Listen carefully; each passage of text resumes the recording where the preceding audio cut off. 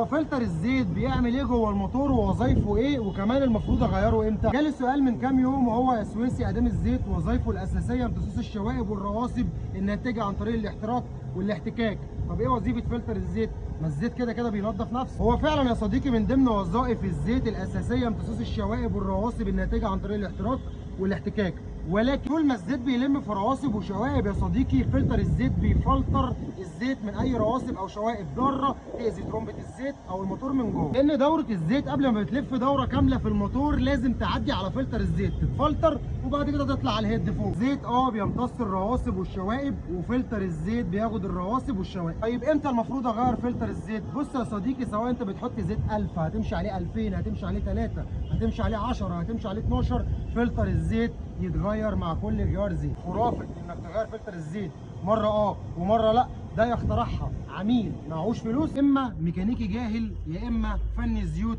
كسول. لسه معايا عربيه بره عايز اغير لها زيت وفلتر. مش انت يا اسطى غيرت لها فلتر المره اللي فاتت؟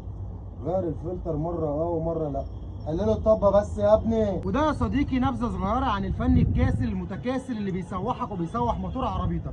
وكالعاده انا احمد السويسي، كل يوم فيديو جديد عن عرض جديد ومعلومه جديده، فعشان يوصل لك كل جديد اعمل لنا متابعه. سلام.